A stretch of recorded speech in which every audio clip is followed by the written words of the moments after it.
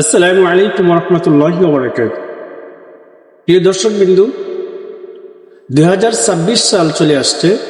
2026 সালে রজব মাসে শবে মেরাজ কত তারিখে অনুষ্ঠিত হবে, কয়টি রোজা রাখতে হবে এবং নামাজ কিভাবে পড়ব, সেই বিষয়ে ইনশাআল্লাহ কথা আপনারা প্রথম থেকে সম্পূর্ণ ভিডিও দেখার অনুরোধ হল।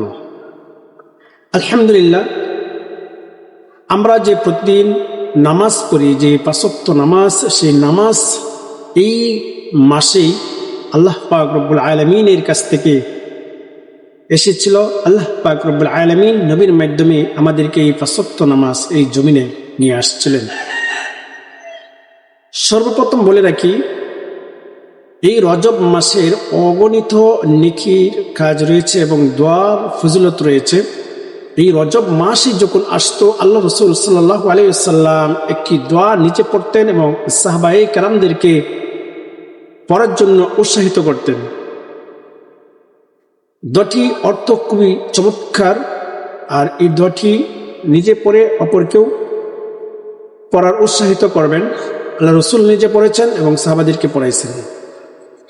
রজব এবং শাবান মাসে এই দোয়াটি বেশি বেশি করে পড়তেন। দোয়াটি আল্লাহুম্মা বারিক লানা ফি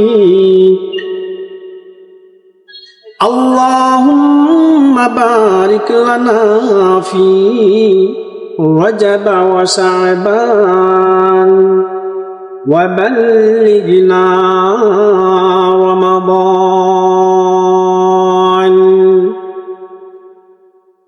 আল্লাহুম্মা বারিক লানা ফি রজব ওয়া শাবান ওয়া বাল্লিগনা রমাদান।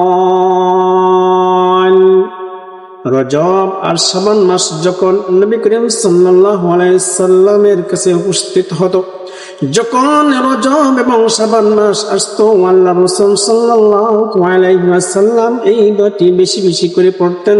আল্লাহুম্মা বারিক লানা ফি রজব ওয়া শাবান ওয়া বাল্লিগনা রমাদান। চমৎকার অর্থ, হে আল্লাহ, আমাকে রজব এবং শাবানের বরকত দান করো।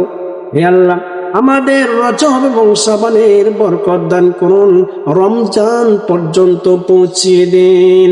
আল্লাহ রাসূল নিজে এই দোয়াটি পড়তেন এবং সাহাবাদেরকেও পড়ার জন্য উৎসাহিত করতেন। এই রজব মাস আসলে এই দোয়াটি আল্লাহ রাসূল বেশি বেশি করে পড়তেন। এখন আসুন আমরা জেনে নিই শবে মেরাজ এই রজব মাসে কত তারিখে অনুষ্ঠিত হবে। শবে মেরাজ 2026 সালের 16 তারিখে দিবাগত বৃহস্পতিবার রাতে, অর্থাৎ শুক্রবার দিন দেয়া রাতে 16 তারিখে অনুষ্ঠিত হবে। 16 জানুয়ারিতে অনুষ্ঠিত হবে শবে মেরাজ, শুক্রবারের দিন যায় রাত্রে। আল্লাহু আকবার। এই শবে মেরাজে আল্লাহ রাসূল সাল্লাল্লাহু আলাইহি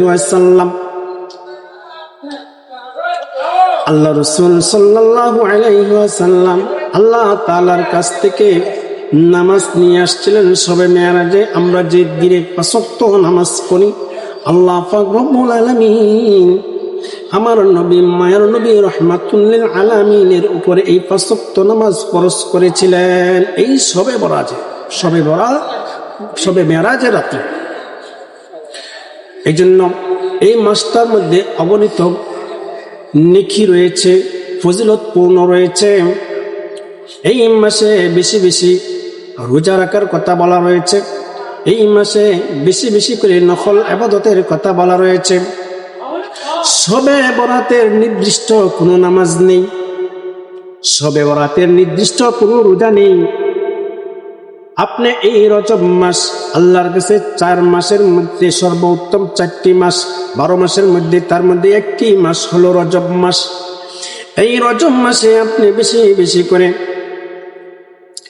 আল্লাহ তাআলার ইবাদত করবেন, কেননা এই নামাজ যে নফল নামাজ আপনি বেশি বেশি করে পড়বেন, কেননা আল্লাহ তাআলা এই মাসের মধ্যে আল্লাহ তাআলা নামাজ ফরজ করেছিলেন।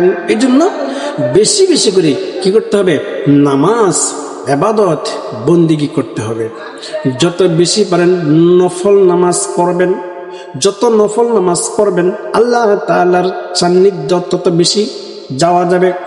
আল্লাহর ওলি যদি হতে চান, আল্লাহ তাআলার কাছে যদি আপনার গুনাহ মোচন করতে চান, আল্লাহ তাআলার সবচেয়ে প্রিয় বান্দা যদি হতে চান, আল্লাহ পাক রব্বুল আলামিনের যদি বন্ধু হতে চান, আল্লাহ তাআলার যদি ওলি হতে চান, আল্লাহ তাআলার যদি সবচেয়ে প্রিয় বান্দা হতে চান, তাহলে বেশি বেশি করে ইবাদত করতে হবে এবং নফল বেশি বেশি করে পড়তে হবে।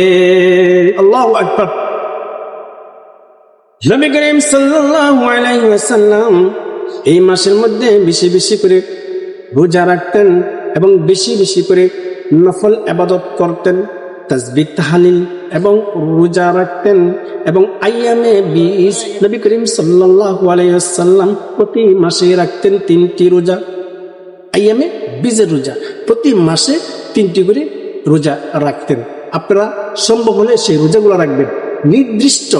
নির্দিষ্ট করে কোনো রোজা, সবে মেরাজের কোনো নির্দিষ্ট কোনো রোজা নেই, নির্দিষ্ট কোনো নামাজ নেই। তবে সবে মেরাজের এটা সত্য, আল্লাহ রাসূল সাল্লাল্লাহু আলাইহি ওয়াসাল্লাম আল্লাহ তাআলার সাথে সাক্ষাৎ করেছিলেন।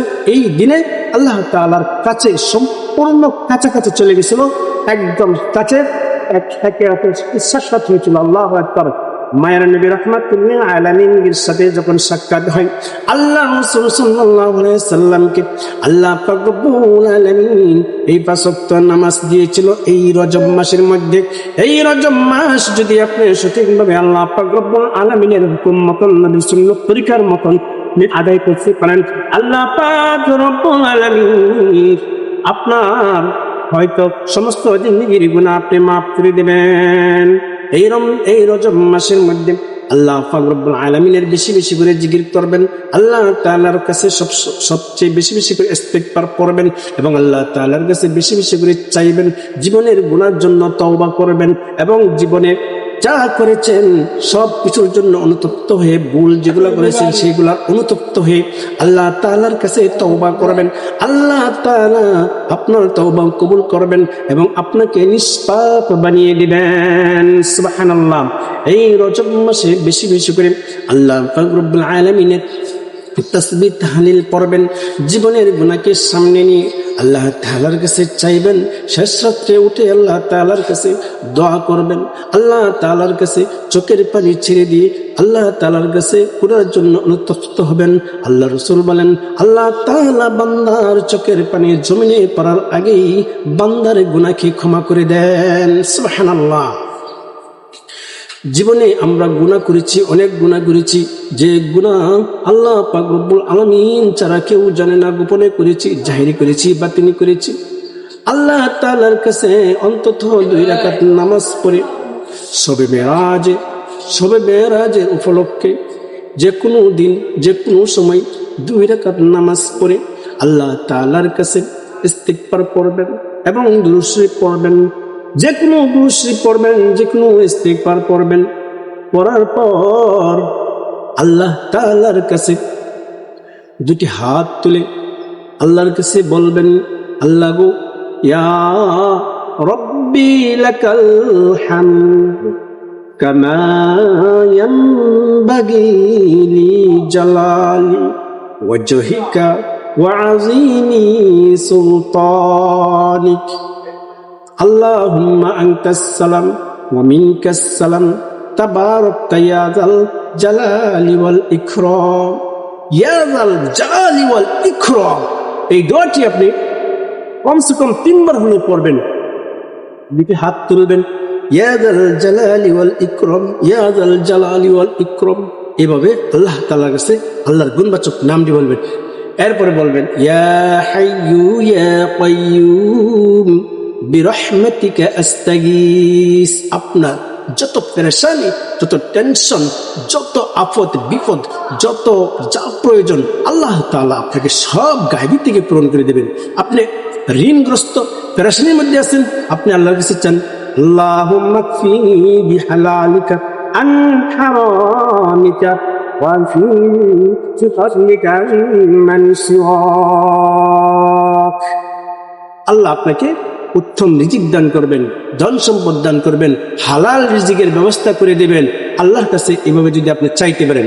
আসুন প্রিয় দিনী ভাই ও বোনেরা, সামনে শবে মেয়ারাজ, 16 তারিখে শবে মেয়ারাজ। এই মেয়ারাজের মধ্যে আল্লাহ তাআলার কাছে জীবনের গুনাহকে আল্লাহ তাআলার কাছে দুটি হাত তুলে ইস্তিগফার করে তওবা করে আল্লাহর কাছে চোখের পানি ছেড়ে দিয়ে গুনার জন্য অনুতপ্ত হয়ে আল্লাহর কাছে তওবা করি এবং পিছনের গুনার জন্য আল্লাহর কাছে ক্ষমা চাই, জীবনের ভুল ত্রুটির জন্য ক্ষমা চাই এবং আল্লাহর দিকে ফিরে আসি। নামাজ রোজা যা যা প্রয়োজন আল্লাহ তাআলা যেভাবে হুকুম আমাদের উপরে করেছেন সেভাবে চলার চেষ্টা করি ইনশাআল্লাহ। সে ভালো থাকবেন, সুস্থ থাকবেন। আসসালামু আলাইকুম ওয়া রাহমাতুল্লাহি ওয়া বারাকাতুহু।